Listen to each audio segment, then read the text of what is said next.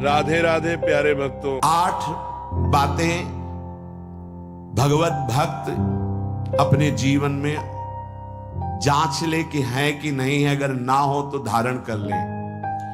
पहला है, संत महापुरुष आपके जीवन में है कि नहीं, ये जांच करनी है।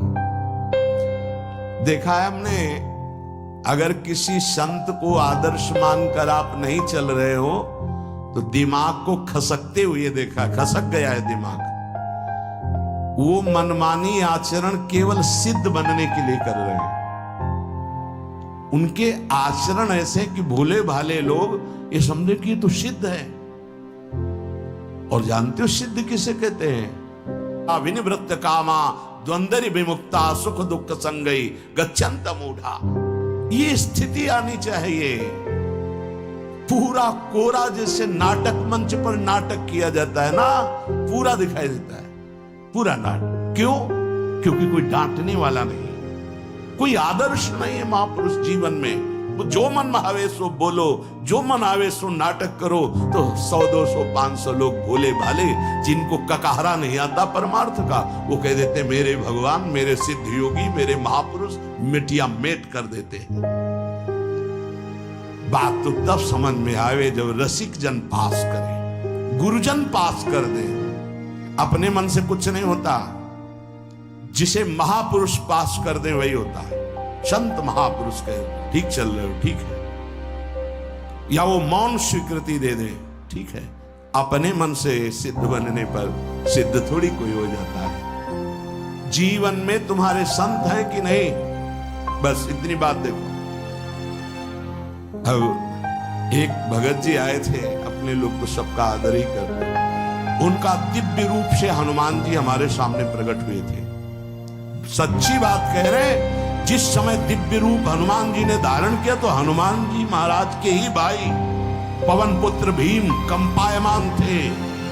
भीम जैसे हनुमान जी वैसे भीम, बड़े बड़े पर्वतों को अपनी टक्कर से चूर करने की सामर्थ्य रखने वाले। अभी पैदा ही हुए थे भीम, और गोद में लिए हुए माता कुंती चल रही थी। अचानक सिंह निकला, दहाड़ हुई तो गिर गए भीम। तो जो जिस चट्टान पे गिरे चकनाचूर हो गई चट्टान, और उस आवाज से भयभीत होकर भाग पड़ा सिंह। अभी गोद में बच्चा थे। वो भीम जिस समय प्रार्थना की कि भैया मैं तुम्हारा वो दिव्य रूप देखना चाहता हूं, तो उनका काहे को तुम व्यर्थ में ऐसा तुम नहीं देख पाओगे। तो उनका हमारी लालसा है, आपका छोटा भाई हूं। तो पट्टहास किया हनुमान जी का वो दिव्य रूप कि कंपायमान होकर कह रहे थे, हे वायुपुत्र, हे पवन पुत्र, तुम अपने रूप का स्मरण करो, मेरी सामर्थ्य नहीं। और वो व्यक्ति ऐसे कह रहा, मैं दिव्य हनुमान। हम कह रहे पाखंड मत करो, ठीक से चलो तो ये सब भगवत स्वरूप अनुभव में आ जाएंगे। ठीक से चलो, बड़ा विचित्र स्वरूप है। जब तक जीवन में कोई संत नहीं, तो हम ये देख रहे हैं कि वो जीवन या तो पाखंड में सकिल जाएगा, और या तो व्यर्थ के चिंतन में फंसा हुआ अपने को मान लेगा कि मैं सिद्ध हूं। आपका शब्द, आपकी दृष्टि, आपकी चेष्टा, तस्मात् शास्त्रम प्रमाणम ते, तब सिद्ध माना जाता है। बहुत सिद्धों के दर्शन हुए, गंगा किनारे सिद्धों का ही ने कभी नहीं देखा ऐसा प्रमादी। सिद्ध प्रमादी नहीं होता। 95 वर्ष की आयु पूज्य स्वामी श्री ओंकारानंद सरस्वती जी महाराज 4 बजे एक अपने निजन से कहते, वो स्वेटर पहना दीजिए। बोले स्वामी जी अभी तो धूप है। नहीं, अंदर अभी जाएंगे, चिंतन में विक्षेप होगा, हमारे पास समय नहीं, डाल दो शरीर में। अब इसका एक साधारण शब्द हुआ, इसका प्रभाव इतना पड़ा कि इतनी अवस्था में इतने चिंतन परायण की स्वेटर पहनना है ये स्मृति बाधा ना पहुंचा पावे, डाल दो शरीर में। कितना सूक्ष्म।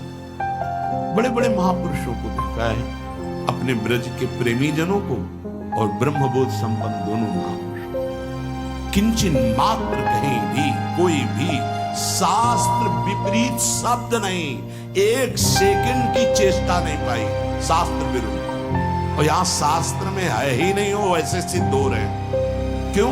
क्योंकि जीवन में किसी आदर्श महापुरुष का अंकुश नहीं।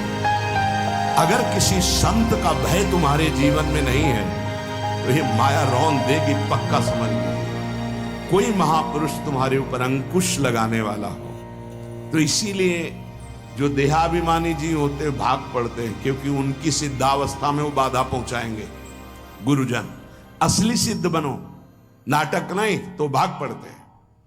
और जो गुरुजनों की शरण में रहता है वो परिपक्व भगवत प्राप्त महात्मा बन जाता है। इसलिए पूज्य बाबा कह रहे, पहला, किसी महापुरुष का अनुशासन है कि नहीं। प्रगट में अनुशासन जरूरी है, प्रगट में अनुशासन जरूरी है। नारदानंद सरस्वती जी महाराज नैमिषारण्य के पीछे आए थे, कुछ परिकर उन्होंने बताया। अब वो पधार गए जो वहां के अधिकारी बनाए गए, विवेकानंद जी। नए वस्त्र धारण करके आगे, सदवई में मना है। यदि ऊपर का नया वस्त्र हो तो नीचे का पुराना और मलिन होना चाहिए।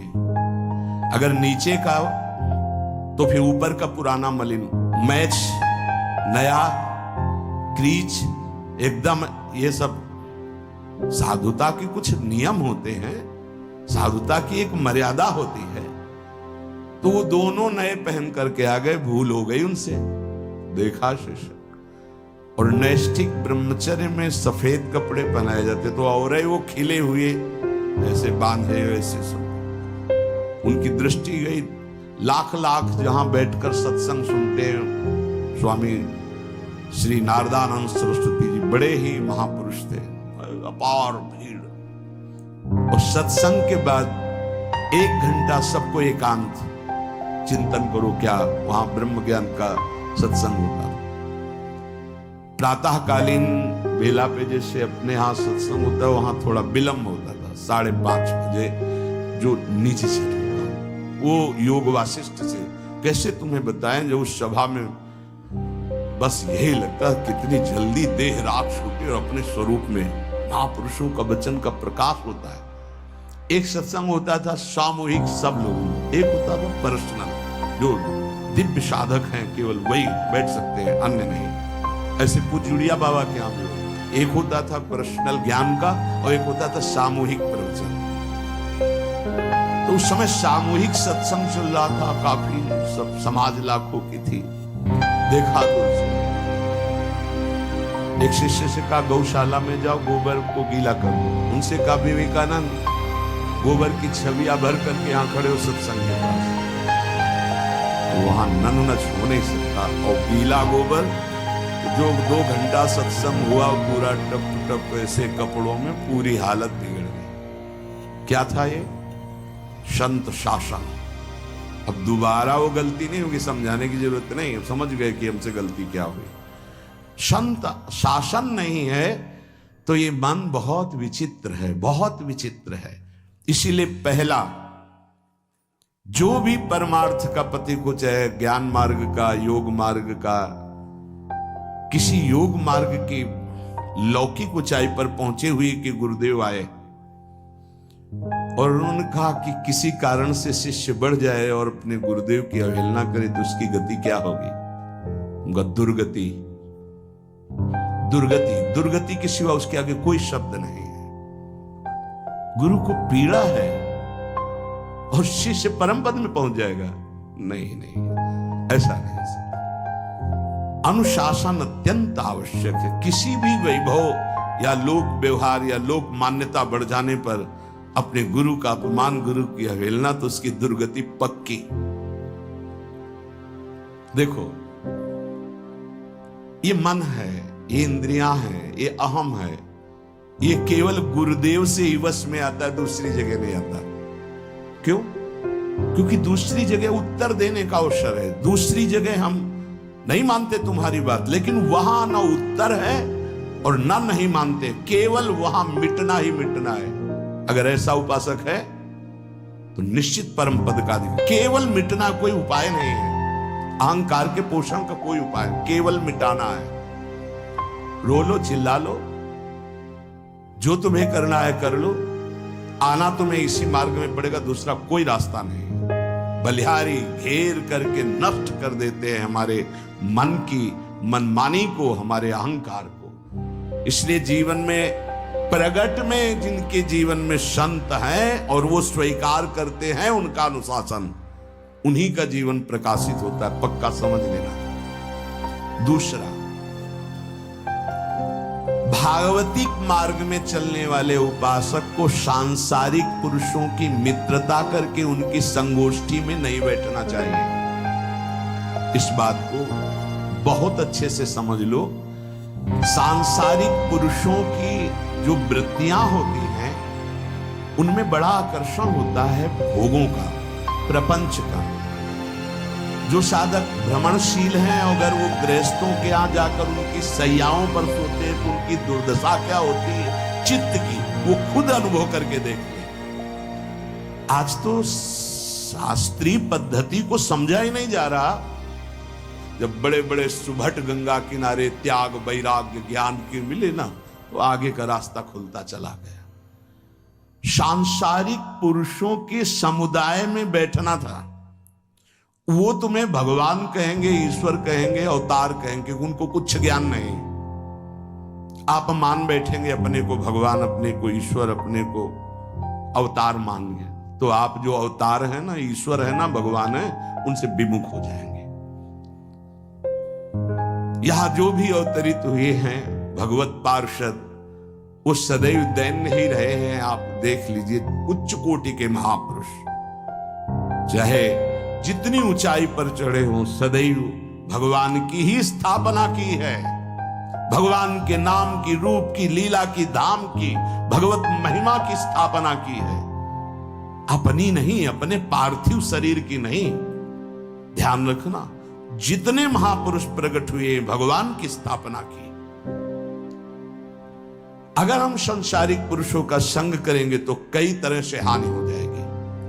सत्संग हो रहा है, बस इतने जो चाहो बैठ जाओ। हमारा पर्सनल एकांतिक केवल गुरुदेव से संबंध है और उनके द्वारा बताई हुई उपासना में हमारा समय व्यतीत होना चाहिए। कोई हमारा मित्र नहीं होना चाहिए, अलग से संगोष्ठी नहीं होनी चाहिए विषयी पुरुष की, सांसारिक पुरुष की। तीसरा, किसी भी अपनी निंदा करने वाले के प्रति कभी भी बुरा व्यवहार बर्ताव नहीं करवाना चाहिए, क्योंकि भगवान प्रेरित करते हैं निंदा करा करके महान बनाने के लिए। ये शब्द याद कर लो। जब तुम्हारी निंदा होने लगे, प्रतिकूलता होने लगे, विपत्ति आने लगे, संकट सताने लगे, तो जान लेना कि तुम्हारी अध्यात्म की भूमिका उठने वाली है, पक्का। ये अध्यात्म की भूमिका उठना बहुत कठिन होता है। अध्यात्म का प्रवचन कर लेना बहुत सरल होता है, नहीं? हाँ, चमड़ी को चिकनी करके वो अध्यात्म का प्रवचन करने में कोई कठिनता नहीं, लेकिन चमड़ी और दमड़ी का राग मिटा दे फिर अध्यात्म की तरफ चले, ये किसी फक्कड़ महात्मा का कृपा पात्र ही होगा जो फकीर होगा, जिसने विश्व की समस्त भोग वासनाओं को रौंद करके अपने स्वरूप में स्थित हो गया। ऐसे महात्मा के संग के बिना अध्यात्म का रंग नहीं चढ़ सकता, और देखने को मिल रहा है। जब तक हमें अध्यात्म का परिचय नहीं है तब तक कहीं भी हम राजी हो जाते हैं। अरे राजी होने को तो टाकीज के सामने देखो जाके, हजारों की भीड़ लगती, लाइन में खड़े होते हैं, पैसा देते हैं, और क्या देखने जाते हैं? झूठा तमाशा। उनको आप क्या कहोगे? ज्ञानी कहोगे? सत्संगी कहोगे? भीड़ का इकट्ठा हो जाना कोई अध्यात्म का चमत्कार नहीं होता। तो अध्यात्म का चमत्कार तो अंतर की वृत्ति का परिवर्तन हो जाना होता है। नहीं तो अगर एक नृत्य करने लगे ना तो हजारों उसको देखने खड़े हो जाते हैं। फिर 14 संगीत बज रहे हैं, फिर इसके बाद अगर हजारों ये बैठे मनोरंजन कर रहे हैं तो इनका कोई महत्व तो नहीं। अगर एक महात्मा कह देता है कि तुम वास्तविक भगवत मार्ग के पथिक हो तो धन्य हो गया जीवन, और 1 करोड़ लोग कह दे कि परमार्थ का पथिक है तो मान्यता नहीं मानी जाएगी। ये अध्यात्म है, अध्यात्म। इसीलिए कह रहे हैं कि सांसारिक पुरुषों की संगोष्ठी में रति न करे। तीसरी, अपनी जब कोई निंदा करे तो उसका भला जरूर मना देना। बुरा मत मना देना, नहीं तो अध्यात्म छूट जाएगा। अपने पास सामर्थ्य होने पर नीचापमानम सुधा, वो नीच है, हम उस पर शासन कर सकते हैं, पर उसके द्वारा किए हुए अपमान को सह गए और अंदर से मनाया भगवान तुम्हें सुखी रखे, स्वस्थ रहो और कभी भी हम आपका विरोध नहीं करेंगे, जब अवसर मिले तब फिर हमारी निंदा करना, भगवान तुम्हें स्वस्थ रखे, तुम्हारा कभी अमंगल न हो। ध्यान रखना, अध्यात्म